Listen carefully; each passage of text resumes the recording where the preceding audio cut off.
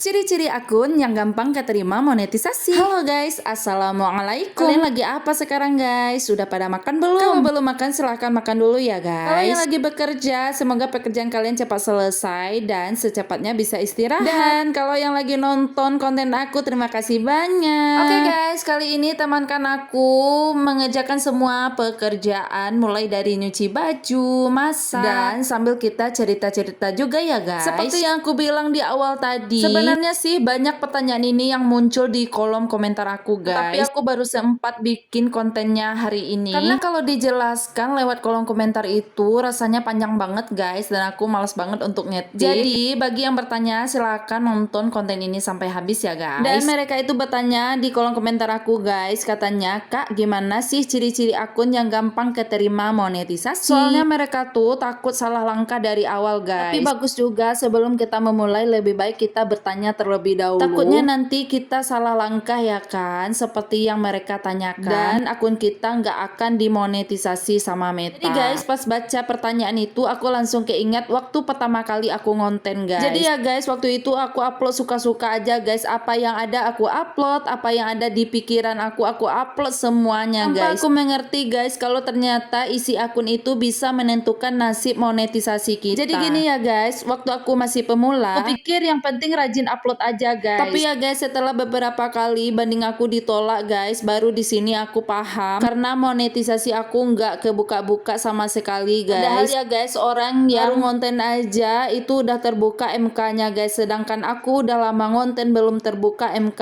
aku sama sekali guys. Bahkan ya guys, untuk reels aku lama juga terbukanya guys, karena mengakibatkan aku itu sembarang upload aja guys. Pokoknya yang aku upload itu random guys, tanpa memikirkan satu tema. Karena aku belum paham guys gimana cara kerjanya si Meta ini. Dan ternyata aku belajar sedikit demi sedikit. Dan sampai sekarang aku mulai paham kalau Meta itu membutuhkan satu tema guys untuk konten kita. Jadi ya guys, tidak semua konten itu aman untuk dimonetisasi guys. Akun yang mudah dimonetisasi itu ya guys, akun yang kontennya itu jelas temanya guys, gak loncat-loncat, gak random. Kita menentukan satu tema, misalnya edukasi, review, masak, bersih-bersih. Kita pilih salah satu tema dari yang aku sebutkan itu guys. Pokoknya terserah kalian yang mana kalian bisa mengerjakannya setiap hari. Yang penting satu tema ya guys, gak random. Karena ya guys, kalau aku perhatikan Meta itu senang banget kalau sama akun yang punya fokus guys. Intinya yang punya satu tema. Dan kalau bisa ya guys, konten kita itu pakai suara kita sendiri guys. Dulu ya guys, aku suka banget pakai musiknya tuh yang viral gitu guys, dan volumenya selalu aku besarkan. Dan aku sering terkena klaim hak cipta guys. Dan aku bingung kenapa ya aku bisa terkena klaim hak cipta, sedangkan orang-orang juga pakai musik. Apakah mereka juga terkena klaim hak cipta? Dan sekarang aku pelajari lagi sedikit demi sedikit. Orang yang memakai musik itu ada caranya juga. Dan untuk masalah musik bisa kalian pelajari juga ya guys. Tapi yang aku sarankan lebih baik pakai suara asli aja ya guys. Dan kemudian ya guys, jangan sesekali kalian mengambil ulang konten orang lain ya guys. Ini penting banget. Misalnya ya guys, potongan film atau drakor atau video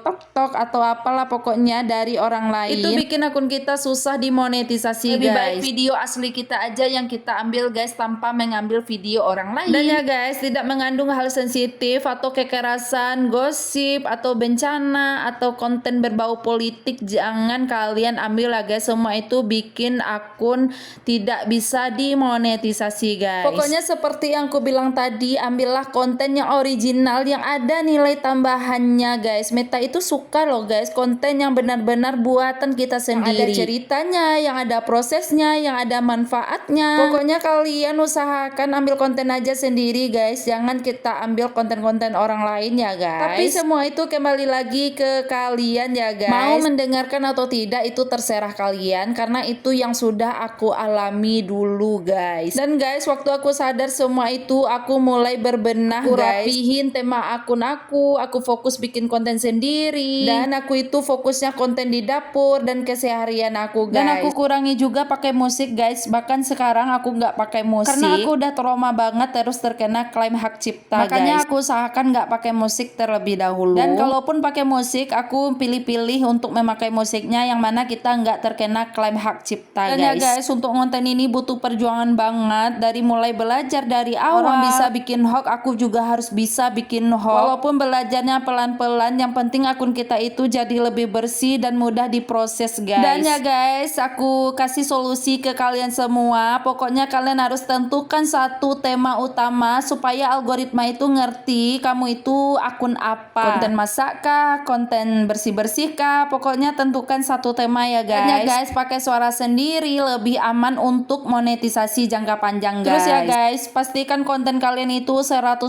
original ya guys. Hindari topik yang sensitif, bikinlah konten itu yang bermanfaat. Ingat ya guys, monetisasi itu bukan cuma soal rajin upload, tapi soal bikin akun sehat sejak awal.